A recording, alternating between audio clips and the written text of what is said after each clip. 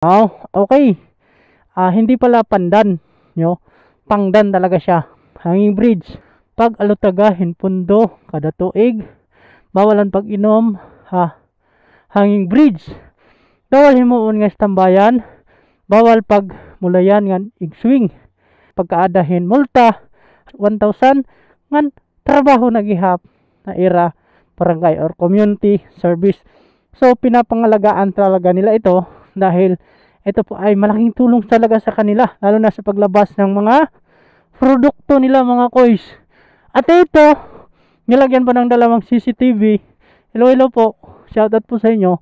Saan kaya nakakunik? Papunta siguro doon sa kanilang barangay. Siguro kitang kita tayo ngayon, kaya mag-hi na lang tayo. Hi po!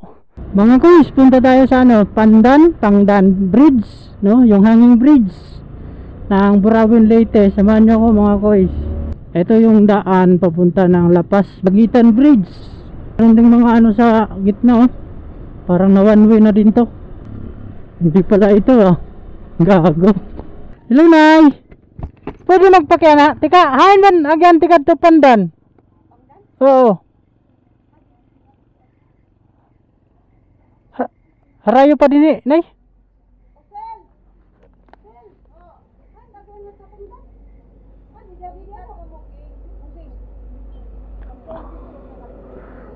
Matabok pa tulay. Okay. Malawang beses na natin pumunta dito mga koys, pero naligaw pa tayo, no? Dahil malayo pa dito ang hanging bridge. Layo pa. Shoutout ka muna, oh. Shoutout. May shoutout ka. Wala, nasa vlog ka. Pwede? Nasa vlog. Search nyo G3 Adventure, ha. Search nyo, ha. Cellphone G3 Adventure. Okay, thank you. Bye bye bye. Anong barangay ito? Maya na lang pagbalik natin, pwede tayo mag drone siguro dyan. Tay! Malayo pa dito yung hanging bridge, tay. Malayo pa. Nasa vlog ka, tay. Okay lang. Shoutout. Baka may shoutout ka mga anak mo. Nagtatrabaho saan po? Shoutout na lang, tay. Shoutout sa mga kapko dyan natin na mga kababayan. Shoutout sa mga kapko natin dyan na volunteer. Saludo po kami sa inyo, sir, dahil kayo po yung nagbabantay ng kapayapaan kasama ng ating mga kasundaluhan at kapulisan. Siguro pag dito tayo mga koys, alas 6 pa lang, tulog na tayo or may dala-dala tayong isang tasa na mainit na kape mga koys. Diba? Ang sarap dito magkape, Ngayon pa lang mga koys, ramdam natin yung ginaw ng hangin dahil ang palibot puro kahoy.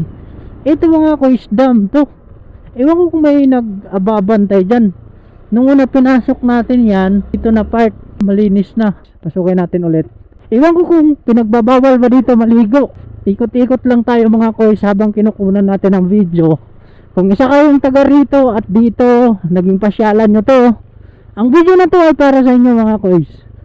Dito pa lang maamis ka sa itong gilid ng bundok, malinis. Then itong tubig, kita nyo naman, napakalinaw mga koys. Pwede naman siguro ditong maligo, depende na lang sa atin. Nakakapasok po yung sasakyan dito, May daanan dito, puntahan natin. Yung lalim. Baka hindi kaya yan, baka madali tayo dyan. Hindi na lang tayo magpwersa.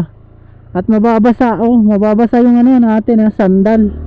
Hindi pa tapos ang semento papunta dito. Nakakapasok naman ang sasakyan. Multicab kaya, motor lalo na.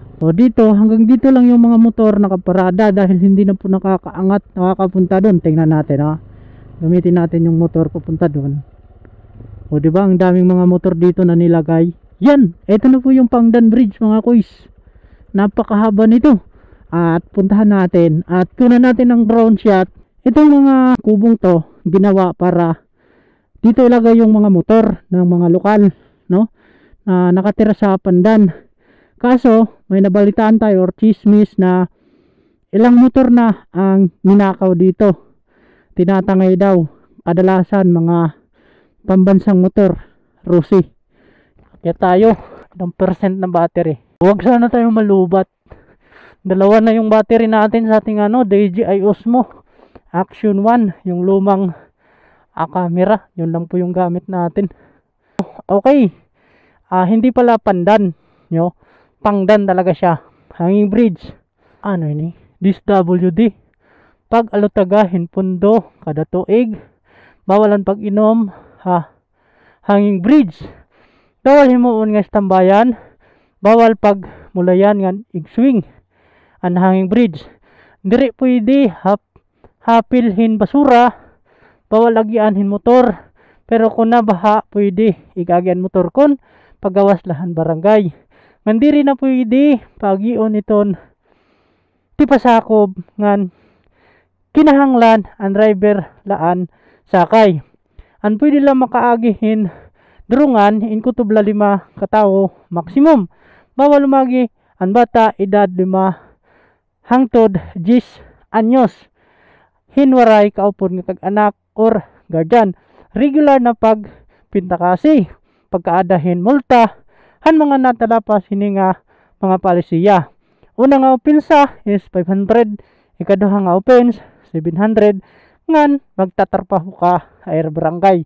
Ikatulo na offense is 1,000 ngan trabaho nagihap na era barangay or community service. So pinapangalagaan talaga nila ito dahil ito po ay malaking tulong talaga sa kanila lalo na sa paglabas ng mga produkto nila mga koys. At ito, nilagyan pa ng dalawang CCTV. Hello po, shoutout po sa inyo.